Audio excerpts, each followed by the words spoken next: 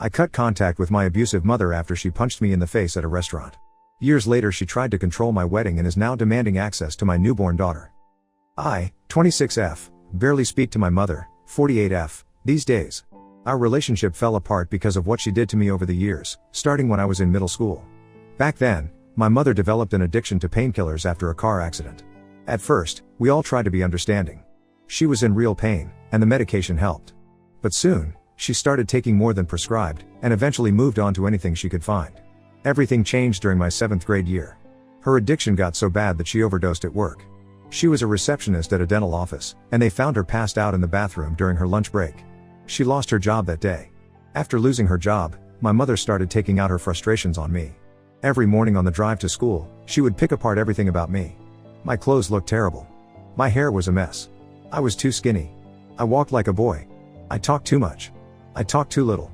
Nothing I did was ever right. My stepdad Jack worked long hours at his construction job, leaving early in the morning and coming home late at night. He wasn't around to see what was happening during the day. By the time he got home, my mother would act perfectly normal. The situation got worse as I got older. When I was 14, we were having dinner at a restaurant with my stepdad, my 2 younger sisters, my grandparents, my Aunt Leslie, and my cousin Becky. My mother started talking about Becky's friend's dad, saying he was irresponsible for forgetting to send out party invitations. I mentioned that it was actually Becky's friend who was supposed to mail the invitations but forgot. Without warning, my mother punched me twice in the face with a closed fist. The restaurant went silent. My stepdad grabbed her arm before she could hit me again. My aunt took me to the bathroom to clean up my bloody nose. Later that week, Becky called Child Protective Services, but nothing came of it. The social worker who visited our house seemed more interested in chatting with my mother than checking on me. When I started my period at 15, my mother declared I was now a woman and pulled me out of soccer and choir. She claimed these activities were too masculine and not ladylike. Without my sports and activities, I gained about 60 pounds over the next year. That's when the insults changed. Now I was fat, disgusting, and repulsive. She would stand outside my bedroom door while I studied, telling me no one would ever love me. I learned to completely tune her out, a skill I still have today. Someone can be talking right next to me, and if I'm focused on something else, I won't hear a word they say. People need to tap my shoulder to get my attention. When my mother realized I was tuning her out, she changed tactics. She would wait until I had to leave my room, to use the bathroom or get food, and she would follow me, telling me I should end my life because I was so worthless. This went on throughout high school. After graduation, I reconnected with my high school friend Ryan. We lived close to each other, and we both wanted to move out of our parents' houses. I was working at a hospital in patient registration, saving every penny I could. The breaking point came when I found my mother in my room, planting pills in my dresser drawer while cursing under her breath. If those pills had been found in my possession, I would have lost my job at the hospital and my future career in healthcare.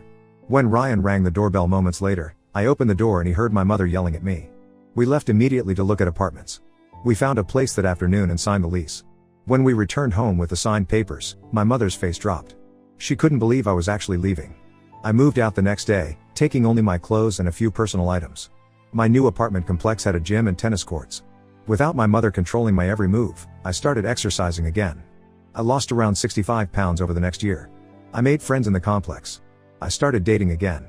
For the first time in years, I felt like myself. I didn't give my mother my new address. For over a year, she had no idea where I lived, and it was peaceful. Then I met Daniel. We clicked immediately, and within a month, I had met his parents. They were kind and welcoming, nothing like what I was used to. After 3 months of dating Daniel, my grandmother called me. She said my mother had heard about Daniel and wanted to meet him. My grandmother insisted that my mother had changed, that she felt terrible about how she had treated me, and that she missed me. Against my better judgment, I agreed to slowly reconnect. The first call with my mother went exactly as I expected. She immediately tried to make me feel guilty about leaving my childhood dog behind when I moved out. I reminded her that I couldn't take a dog to my apartment, and she knew that. A week later, my mother and stepdad came to visit my apartment. They brought my old dog, which was nice to see. About 10 minutes into the visit, my mother asked to use the bathroom.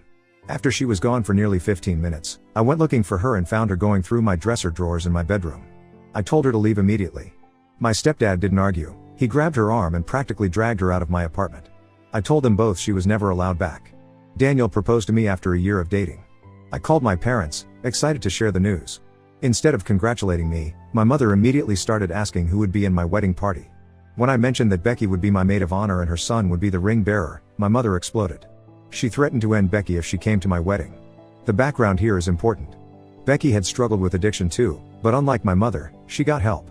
She went to rehab and turned her life around. I suspect they used drugs together at some point, but Becky got clean while my mother didn't. My mother also claimed Becky stole from her, but she said the same about me when I never took anything. The real issue seemed to be that Becky wouldn't let my mother see her son unsupervised, which was a smart decision. I hung up on my mother and continued calling other people to share my engagement news. But over the next few months, wedding planning became a source of dread. I honestly believed my mother would hurt Becky if given the chance. She knew where Becky lived, and she was unstable enough to follow through on her threats. After discussing it with Daniel, we decided to get married privately. We had a simple ceremony with just us and a friend who got ordained online. Daniel's parents signed as witnesses, but we kept that part secret. We then told our families we had gotten married.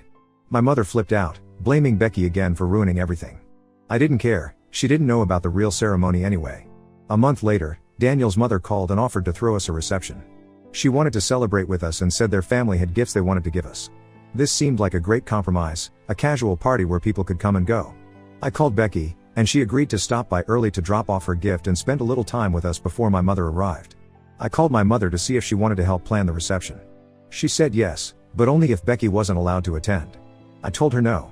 I was sick of her controlling my life, and Becky had been like a sister to me all these years. I said if she was going to be this way, then she couldn't plan or attend the reception. She responded by forbidding my stepdad and sisters from attending as well. I decided the party would go on without them. Recently, Daniel and I decided to try for a baby. I miscarried last year, which made us hesitant to try again, but we're ready now. I absolutely do not want my toxic mother around my future child. I worry she'll treat my child the way she treated me. What breaks my heart is that I love my stepdad and sisters, and they might miss out on being part of my child's life because of my mother. I'm not planning to tell anyone which hospital I'll deliver at, and I'll wait until we're home to allow visitors. I'd prefer to never tell my mother about the pregnancy, but I know she'll find out eventually. I'm worried she'll figure it out through my stepdad's insurance since I'm still on his plan as a secondary coverage. She can't call for specific information, but she'll see billing notices for ultrasounds and OB visits. My bigger concern is that she'll show up at our house. We own our home and love it here. I really don't want to move, but I will sell and move if she starts harassing us. My mother definitely needs help, but the one time I suggested she try rehab or therapy, she screamed at me until I hung up. My work and personal hospitals already know not to share any information about me because of my mother's history of calling my doctors to get my medical information. What frustrates me most is how my mother acts like my life events belong to her. I've tried cutting contact before, but family members pressured me to reconnect, claiming she had changed. She hadn't. We've had very minimal contact since the wedding discussion. I last saw her during the holidays, and the only reason I called about the marriage was to avoid a bigger conflict. If she had found out about the reception from someone else, she would have thrown a huge fit and probably harassed my mother-in-law. I talked to my stepdad yesterday and told him I'm done with my mother's behavior. He supports my decision and promised to make time to see me without her. I decided not to even bring up the baby yet, I just focused on her terrible behavior. I also warned him that any family members who give me grief about this decision will be cut off too. My stepdad did try to protect me when the abuse first started. He stood up to my mother, but she threatened to divorce him and take me away so he'd never see me again. My biological father abandoned me when I was a toddler, so her threat was credible. I would have gone with her. My stepdad did what little he could until I turned 18, and then he really stood by me. I need advice on maintaining my relationship with my stepdad and sisters while keeping my mother completely out of my life, especially when the baby comes. Has anyone dealt with something similar? Update 1. First, I want to thank everyone who commented on my original post. Your support and advice helped me feel confident in my decision to cut contact with my mother. I met with my stepdad for lunch last week. The conversation went better than expected. He fully supports my decision to keep my mother out of my life and told me he actually confronted her about her behavior toward me. He said she dismissed everything, claiming I was exaggerating and always too sensitive. When I mentioned the reception, he surprised me by saying he still plans to attend, despite my mother forbidding it. The reception has been postponed due to a scheduling conflict with the venue, but we've rescheduled for next month. My stepdad assured me he would be there, along with my sisters. He said it's time he stopped allowing my mother to dictate who he can see and when. We also discussed the insurance issue. He confirmed that my mother cannot make any changes to his insurance plan without his knowledge, so I don't need to worry about losing coverage. I didn't mention the pregnancy yet, simply stating I wasn't ready to tell people. During lunch, I asked my stepdad a question that had been on my mind for years: why does he stay with my mother? His answer was simple: she doesn't have anywhere else to go. I told him that wasn't his problem, and I would fully support him if he decided to file for divorce and kick her out. He seemed surprised and thankful for my response. He then confessed something I hadn't known: he's been wanting to file for divorce since my youngest sister turned 18 last year. He stayed in the marriage all these years to ensure my sisters and I had stability, but now that we're all adults, he's been considering his options. My stepdad shared more details about the early days of my mother's addiction. When she first started abusing me, he would confront her after separating us. I remembered hearing them argue behind closed doors, but I never knew what was said.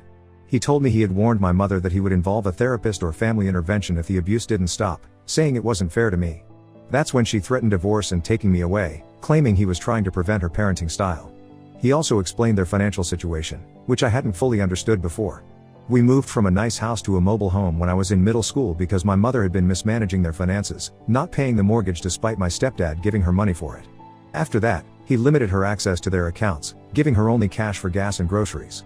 My sisters called me after my lunch with our stepdad. They both said they would choose to maintain a relationship with me over our mother any day. My younger sister Emma mentioned that our mother has been increasingly difficult to live with since I moved out. My youngest sister Lily recently moved into her own apartment, leaving only Emma at home with our parents. Emma is looking for an apartment now too. She asked if I would help her search on my days off, which I happily agreed to. We spent last Saturday looking at places near my neighborhood. She found a small one-bedroom that's within her budget, and she's submitting an application today. In other news, Daniel and I had our first prenatal appointment yesterday. The doctor confirmed I'm about 8 weeks pregnant. We saw the heartbeat on the ultrasound, which was amazing after our previous loss. The doctor said everything looks healthy so far. I've been thinking about how to handle family visits after the baby is born. Daniel and I decided we won't announce the birth until we're home from the hospital. We'll invite my stepdad and sisters to meet the baby at our house, where we can control who enters our home. I've also taken steps to increase our home security. We installed cameras at our front and back doors, and I've spoken with our neighbors about not giving any information about us to people they don't know. Our closest neighbors know the situation with my mother and have promised to call me if they see her around our house. I received a text from my grandmother yesterday, asking why I haven't called my mother recently. I replied simply that I need space from her for my mental health. My grandmother responded that family should always stick together and that I should forgive my mother because she's the only mother you'll ever have. I didn't respond to that message. My Aunt Leslie called me afterward, saying my grandmother had been complaining to her about my stubbornness. To my surprise, my aunt defended my decision. She reminded me that she was there during the restaurant incident and many other instances of my mother's abuse. She said she regrets not doing more to help me when I was younger and offered her full support now. I'm still nervous about how things will play out over the coming months, especially as my pregnancy progresses and becomes more obvious. I'm not showing yet, but I will be soon. I know it's only a matter of time before word gets back to my mother. For now, I'm focusing on staying healthy, supporting Emma and Lily as they establish independence from our mother, and maintaining my relationship with my stepdad. The reception is coming up in a few weeks, and I'm looking forward to celebrating with the people who truly care about me. I'll update again after the reception or if anything significant happens with my mother. Update 2. A lot has happened since my last update. The reception was yesterday, and it went better than I expected, though not without drama. First, Emma successfully moved into her apartment 3 weeks ago. It's about a 10-minute drive from my house, which has been wonderful. My stepdad visits her regularly without my mother, and we've been able to have family dinners with him, my sisters, and Daniel without the stress of my mother's presence. As for the reception, we held it at a small event space near Daniel's parents' house. Becky arrived early as planned, along with her son. We had about an hour together before she left, avoiding any potential confrontation with my mother. She gave us a beautiful handmade quilt as a wedding gift. My stepdad and sisters arrived shortly after Becky left. My mother didn't come with them, which was a relief. My stepdad later told me she had thrown a massive tantrum that morning when he and my sisters were getting ready to leave. She tried to physically block the door, but my stepdad simply walked around her and left anyway. My sisters followed him out to the car while my mother screamed from the doorway. The reception itself was lovely. About 50 people attended, mostly Daniel's family, friends from work, and neighbors. My grandmother showed up briefly, staying just long enough to give us a card and make a pointed comment about my mother's absence. I simply thanked her for coming and moved on to other guests. Everything was going smoothly until about halfway through the event. I was talking with Daniel's aunt when I noticed a commotion near the entrance.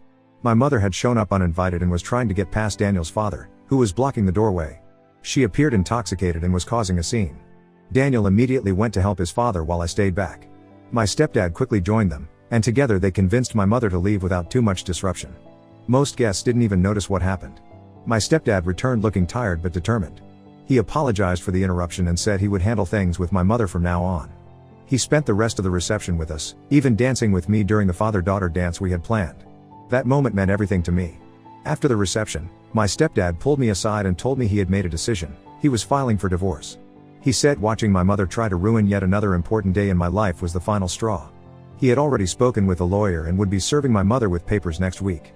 Now for the pregnancy update. I'm 16 weeks along and definitely showing. I had my anatomy scan last week, and everything looks healthy. Daniel and I found out we're having a girl.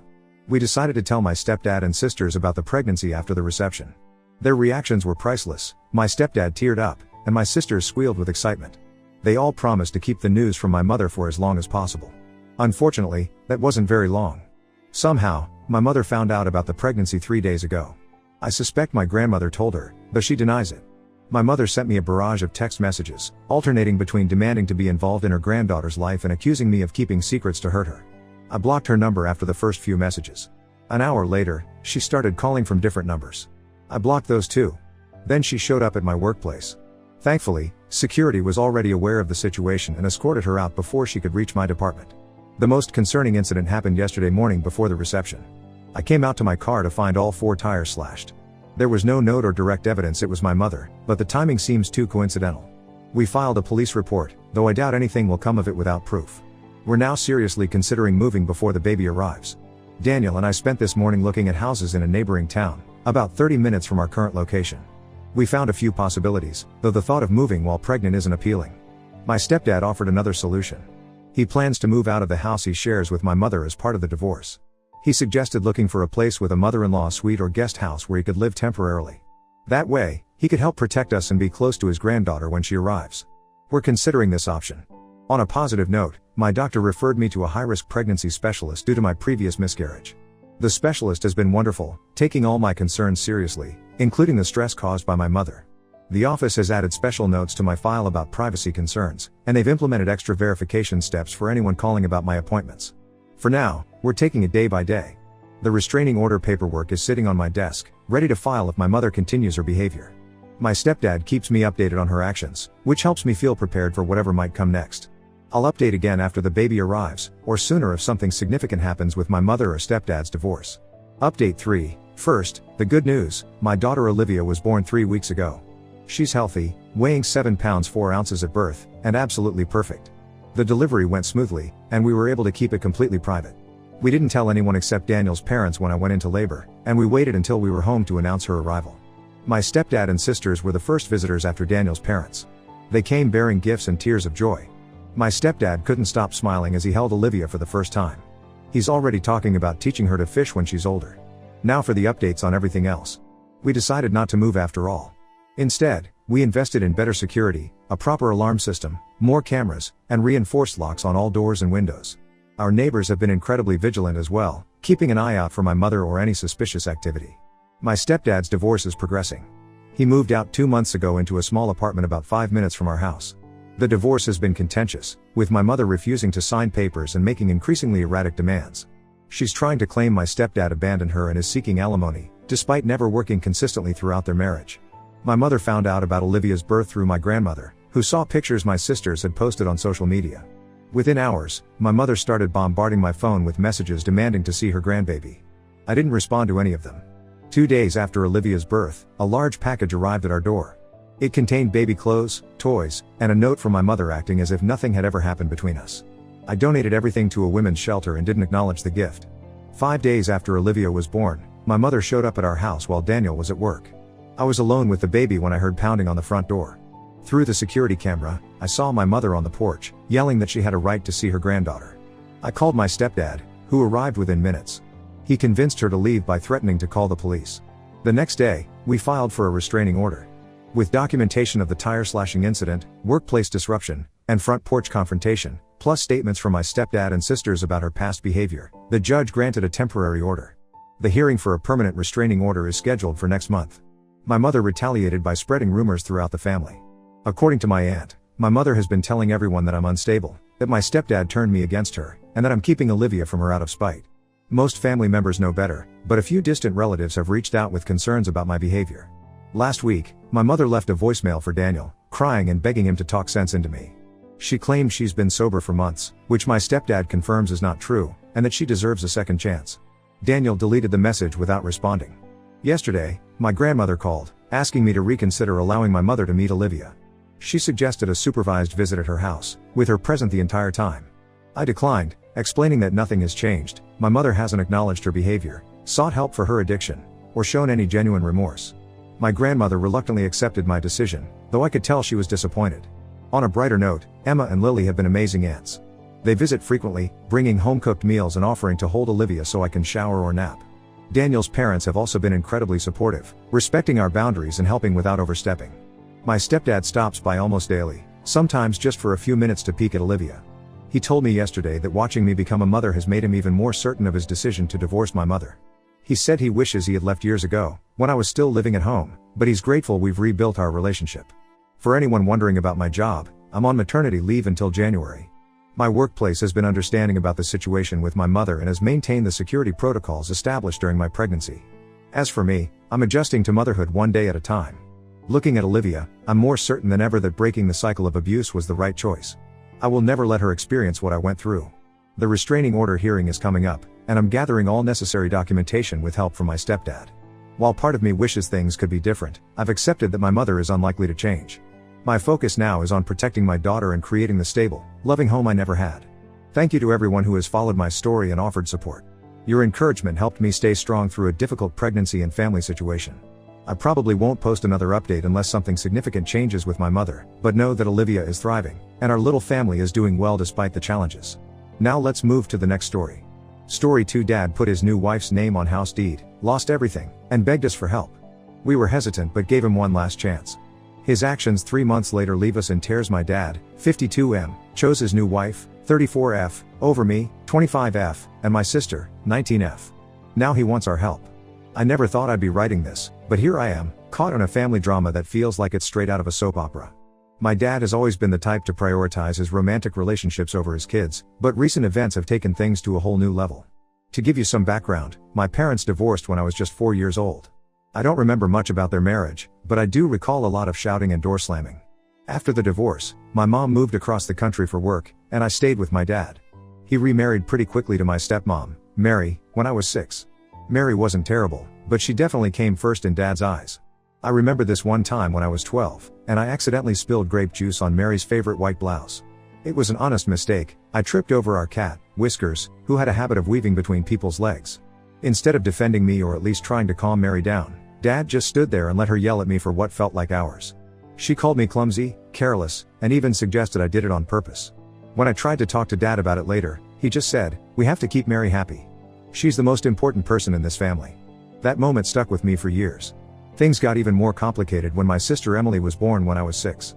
I was excited to be a big sister, but it quickly became clear that Dad wasn't really interested in being a hands-on parent. He was always too busy with work or spending time with Mary. I ended up taking care of Emily a lot, which wasn't fair, but I didn't want her to feel as unloved as I did. I remember one particular incident when Emily was about 3. She had a high fever and was crying all night. I kept going to Dad's room to ask for help, but he and Mary just told me to handle it myself. I ended up staying up all night, putting cool cloths on Emily's forehead and trying to get her to drink water. The next morning, when Emily was finally feeling better, Dad praised me for being such a good big sister without acknowledging that it shouldn't have been my responsibility in the first place. When I was 16, Mary left my dad for another guy, her yoga instructor, of all people. Dad was devastated, but instead of turning to us for support, he threw himself into work and dating. It was like he was trying to prove something to himself or to Mary.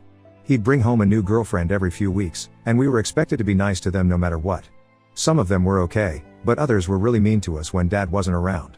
There was this one woman, Tiffany, who would accidentally break my things and then gaslight me about it. She once threw my favorite mug, a gift from my mom, into the trash and then told Dad I was being dramatic when I got upset about it. Dad believed her over me, of course. I moved out as soon as I turned 18. I couldn't take the revolving door of stepmom wannabes anymore. I got a scholarship to a state college and worked part-time to make ends meet. It was tough, but it was better than living at home. I took Emily with me when she was 16. She'd been begging me to let her live with me for months, and I finally gave in when I caught Dad's girlfriend at the time going through Emily's diary. Dad didn't even seem to notice we were gone most of the time. He'd call maybe once a month, usually to complain about his latest breakup or ask for money, which I never had to give. 2 years ago, Dad met Melissa. She's only 34, which is closer to my age than his. At first, I thought maybe she'd be different. She seemed nice enough, and she made an effort to get to know Emily and me. But then Dad started changing. He stopped calling us altogether unless Melissa was there. He'd cancel plans with us at the last minute if Melissa wanted to do something else. When we did see him, all he talked about was how amazing Melissa was and how we needed to respect her as our new mom, which was gross, considering she's only 9 years older than me. The last straw was at Emily's high school graduation. Dad had promised he'd be there. Emily was so excited, she'd even saved him a special seat right up front. But then Melissa decided she wanted to go on a cruise that week. Instead of telling her no or trying to change the dates, Dad just didn't show up. He didn't even call. Emily was heartbroken. I found her crying in the bathroom after the ceremony, still in her cap and gown. After that, Emily and I decided to cut contact with Dad. We told him we were done being second best and that he needed to figure out his priorities. He got really angry and said we were being selfish and ungrateful. He even brought up all the times he'd sacrificed for us, like the time he missed a work conference to take me to the hospital when I broke my arm, which happened because he'd left me unsupervised at age 8 to go on a date with Mary. We haven't talked to him in over a year. It's been hard, but Emily and I have gotten even closer. I've been working as a teacher at a local elementary school, and Emily just started her freshman year of college. We've been doing okay on our own, supporting each other through the tough times. But last week, Dad showed up at my apartment out of the blue. He looked terrible, unshaven, clothes all wrinkled, and he smelled like he hadn't showered in days. When I asked what was going on, he broke down crying right there in the hallway. Apparently, Melissa had been cheating on him with her ex-boyfriend for months. When Dad found out, she laughed in his face and said she'd never really loved him. She was just using him for his money. They got into a huge fight, and Melissa kicked him out of the house. The thing is, Dad had put Melissa's name on the deed to his house as a sign of trust. He'd also been paying for her expensive shopping habits and trips. He showed me his bank statements. He'd spent over $50,000 on her in the past year alone. Now he's lost everything: his house, his savings, even his car, which was in Melissa's name. Dad begged me to let him stay with us. He said he had nowhere else to go and that family should stick together. When I reminded him how he treated us, he got defensive and said that was all in the past and we should forgive him. He brought up times from when we were little, like the summer he taught me to ride a bike or the time he helped Emily with her science fair project, as if those few good memories could erase years of neglect and emotional abuse. I told him I needed time to think about it and that I had to talk to Emily first. He's been calling and texting nonstop since then, alternating between guilt-tripping us and making grand promises about how things will be different this time. He's even brought up the idea of suing Melissa, but I don't think he has a legal leg to stand on. Emily is furious and doesn't want anything to do with him. She says she's finally started to heal from all the hurt he caused, and she doesn't want to open those wounds again. Part of me feels bad for Dad, but another part of me thinks this is karma for how he's treated us over the years. I don't know if I can trust him not to hurt us again if we let him back into our lives. What should I do? Am I a terrible daughter if I don't help him? I'm worried that if we do help, he'll just fall for the next woman who comes along and abandon us all over again. But he is still our dad, and I feel guilty about potentially leaving him homeless. Any advice would be appreciated. Update 1. Thank you all for your supportive comments and advice. It's been about 2 weeks since my last post, and a lot has happened. I wanted to give an update on the situation with my dad. After talking it over with Emily, we decided to meet with Dad to hear him out. We chose a neutral location, a coffee shop near my apartment. When we got there, Dad already looked a bit better than he had when he first showed up at my place. He'd shaved and was wearing clean clothes, at least. We sat down, and I told Dad that before we discussed anything else, we needed to talk about the past. I explained how hurt we'd been by his constant prioritizing of his relationships over us. I brought up specific instances: missing Emily's graduation, canceling plans last minute, even that time with Mary and the juice incident when I was a kid. At first, Dad got defensive. He tried to justify his actions, saying he was just trying to keep the peace or that we were exaggerating things. But as we kept talking, he seemed to deflate a bit. He admitted that he'd made mistakes and said he regretted a lot of his choices. Emily, who had been quiet up until this point, suddenly spoke up. She told Dad about how she used to cry herself to sleep when she was little, wondering why he didn't love her enough to spend time with her. She talked about how she felt like she didn't even have a dad most of the time, and how much it hurt to see him dote on his girlfriends while ignoring her. She brought up a memory I had completely forgotten about. When Emily was 10, she had been cast as the lead in her school play. She had been practicing for weeks, so excited to show Dad her performance. On the night of the play, Dad promised he'd be there. Emily kept looking out into the audience, waiting for him to arrive. But he never showed up. Later, we found out he had gone to a concert with his girlfriend at the time. Emily said she never tried out for another play after that. I could see that Emily's words really hit Dad hard. He started crying, which made me uncomfortable because I'd rarely seen him show emotion like that before. He apologized over and over, saying he'd been selfish and stupid. We talked for hours. Dad explained more about what happened with Melissa. Apparently, she'd been manipulating him for a long time, isolating him from his friends and convincing him that we were the problem in his life. He said he realized now how wrong he'd been to believe her. He told us about how Melissa had convinced him to retire early from his job as an accountant, saying they could live off his savings and investments. She'd then systematically gone through his finances, convincing him to sell off stocks and dip into his retirement fund for her shopping sprees and vacations. By the time he realized what was happening, it was too late. Dad also admitted that he'd been struggling with depression for years, even before he met Melissa. He said he'd always felt inadequate as a father and had used relationships as a way to avoid dealing with his own issues. It wasn't an excuse for his behavior, but it did help explain some things. In the end, we came to a decision. We told Dad that we weren't ready to have him move in with us. The trust just isn't there yet. But we also didn't want to leave him with nothing. So we made a deal. 1. We'd help him find a small apartment and pay the first month's rent. 2. He has to get a job within 30 days and start paying his own way. 3. He has to attend family counseling with us once a week. 4. No dating for at least 6 months while he focuses on rebuilding his relationship with us. 5. If he breaks any of these conditions, we're done, no more chances. Dad agreed to everything. He seemed genuinely grateful for the opportunity. We helped him move into a tiny studio apartment last week. It's not much, but it's a start. He didn't have many belongings left after Melissa kicked him out, so we took him to a thrift store to get some basic necessities. I'm still feeling conflicted about all of this. Part of me is hopeful that maybe this time will be different. But another part of me is waiting for the other shoe to drop. I keep thinking about all the times in the past when Dad would promise to change, only to revert back to his old ways as soon as a new woman came into his life. Emily is even more skeptical than I am. She's agreed to the family counseling, but she's made it clear that she's not expecting much. She told me privately that she's only doing this for my sake, which makes me feel guilty.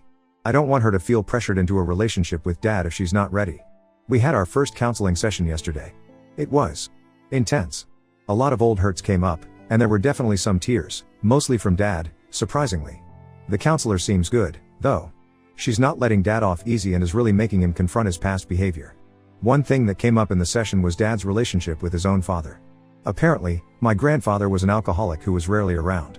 Dad said he never learned how to be a good father because he never had a positive male role model. It doesn't excuse his actions, but it does provide some context. Dad has been applying for jobs nonstop. He's even agreed to take a night shift at a local warehouse if he can't find anything else soon. It's weird seeing him actually put effort into something that's not a relationship for once. He's been sending me his job applications to review, which is a strange reversal of our usual roles. I'm trying to stay cautiously optimistic, but it's hard. Every time my phone rings, I worry that it's going to be Dad telling me he's met someone new or that he's changed his mind about everything. But so far, he's sticking to our agreement. Emily is still keeping her distance, which I completely understand. She texts Dad occasionally but hasn't seen him in person since that day at the coffee shop. I'm not pushing her either way, she needs to do what's best for her own mental health. That's where things stand for now. I'll update again if anything major changes. Thanks again for all your support and advice. It's really helped me feel less alone in all of this. Update 2. It's been about a month since my last update, and I wanted to share how things have been going with my dad. To be honest, it's been a roller coaster of emotions. The good news is that Dad managed to find a job within the 30-day deadline we set. It's not glamorous, he's working as a night stalker at a grocery store, but he seems genuinely proud of himself for sticking to it. He's been paying his rent on time and even started putting a little money aside each week. It's strange to see him being responsible with money after years of watching him blow through his savings on girlfriends and impulsive purchases. We've continued with the family counseling sessions. They're still pretty intense, but I feel like we're making some progress. Dad's been more open about his past behaviors and the reasons behind them. He talked about how his own parents were never really there for him emotionally, and how he never learned how to be a good father. In one session, he brought up a memory from when I was about 5 years old. It was shortly after he and Mom had divorced, and I was having a hard time adjusting. He said he remembered me crying and asking why Mommy didn't love us anymore. Instead of comforting me, he'd gotten angry and told me to stop being a baby. He said he realizes now that he was projecting his own hurt and insecurities onto me, but at the time, he just didn't know how to handle a crying child. Emily has started attending the sessions more regularly. She's still very guarded around Dad, but she's at least willing to be in the same room as him now. Last week, she actually laughed at one of his jokes, which felt like a huge step. It was a stupid dad joke about a penguin walking into a bar, but seeing them share a moment of levity was really nice. But it hasn't all been smooth sailing. About 2 weeks ago, Dad called me in a panic. He'd run into Melissa at the grocery store where he works. She'd made some snide comments about him being a stock boy and then tried to convince him to give their relationship another shot. She told him she'd made a mistake and that she missed him. Dad was really shaken up by it. I was worried he might backslide, but he surprised me. Instead of falling for Melissa's manipulation again, he called me for support. We talked for hours that night, and he kept saying how grateful he was for the second chance we'd given him. He said he never wanted to risk losing us again. Emily had a harder time with the Melissa incident. She was convinced Dad was going to run back to her and abandon us again. It took a lot of reassurance from both me and our counselor to calm her down. I think she's still waiting for Dad to mess up somehow. One positive development is that Dad has started showing more interest in our lives. He asks about Emily's classes and my work. He even remembered my birthday last week, something he hasn't done in years. He couldn't afford a big gift, but he made me a card and baked a, slightly lopsided, cake. It wasn't much, but the effort meant a lot. We've had a few family dinners at my place. They're still a bit awkward, but they're getting better. Dad's trying to learn how to cook, which has led to some pretty hilarious disasters. Last week, he tried to make spaghetti and somehow managed to set off the smoke alarm. But even when the food is terrible, it's nice to see him making an effort. I'm still cautious about fully trusting Dad again. There are moments when I catch myself waiting for him to revert to his old behaviors. But so far, he's been sticking to our agreement and really seems to be trying to change. Emily is slowly warming up to him. She agreed to let him come to one of her college volleyball games next month. It's a small step, but an important one. She's still hesitant about spending one-on-one time with him, but she's making an effort in her own way. As for me, I'm taking things one day at a time. I'm proud of the progress we've made, but I'm also trying to keep my expectations realistic. I know we have a long way to go before our family is truly healed. That's where things stand for now. I'll update again if there are any major developments. Thanks again to everyone who's been following our story and offering support. It really means a lot. Update 3, it's been about 3 months since my last update, and I wanted to share how things have been going with my dad and our family situation. Overall, I'd say we're still making progress, but it hasn't been without its challenges. Dad has been sticking to his job at the grocery store and even got a small promotion to shift supervisor. He seems to be taking pride in his work, which is nice to see. He's been telling us about some of the friendships he's forming with his coworkers, which I think has been good for him. Our family counseling sessions have continued, and they've been really eye-opening. We've been digging into a lot of deep-seated issues, and it's been tough but necessary. Dad's been confronting a lot of his past behaviors and working on understanding why he acted the way he did. It's not always easy to hear, but I appreciate his honesty. In one particularly emotional session, Dad opened up about his childhood. He told us about how his father would often disappear for days on drinking binges, leaving Dad to take care of his younger siblings. He said he always swore he'd be a better father than that, but somehow he ended up repeating the cycle of neglect in his own way. It doesn't excuse what he did, but it helps me understand a bit better. Emily has been more involved lately. She and Dad had a big breakthrough in one of our sessions when she finally told him how much it hurt her when he missed her graduation. Dad broke down and apologized sincerely, admitting that he'd been selfish and short-sighted. It was a really emotional moment for all of us. Emily later told me that it was the first time she felt like Dad really understood how much he had hurt her. We've been trying to do more family activities together. Last month, we went on a camping trip over a weekend. It was Dad's idea, actually. He remembered how much Emily and I used to love camping when we were kids, before he got too busy with work and relationships. The trip wasn't perfect, Dad forgot the mosquito repellent, and we all got eaten alive, but it was fun to spend time together outside of our usual settings. We even managed to laugh about some of the mishaps, like when Dad tried to start the campfire and ended up singeing his eyebrows. There have been some bumps in the road, though. Dad ran into one of his old girlfriends at a local bar. He was there for dinner, not drinking. She tried to convince him to go out with her, and for a moment, I think he was tempted. But he called me right after and told me what happened. He said he realized that no relationship was worth risking his progress with us. I was proud of him for that, but it also reminded me how fragile our situation still is. Emily is still having trust issues, which is understandable. She gets anxious whenever Dad doesn't answer his phone right away, worrying that he's found someone new and is going to disappear again. We're working on this in therapy, but it's a slow process.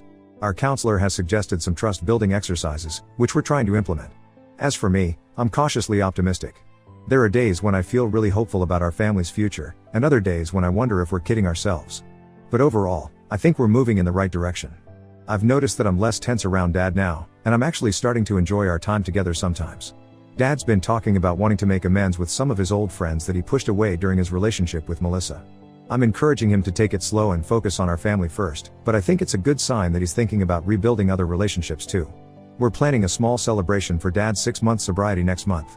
He wasn't a heavy drinker before, but he's completely stopped since everything happened with Melissa. It feels like an important milestone to acknowledge. That's where things stand for now. It's not perfect, and we still have a long way to go, but we're making progress. Thanks again to everyone who's been following our story and offering support. Your encouragement has meant a lot during this challenging time.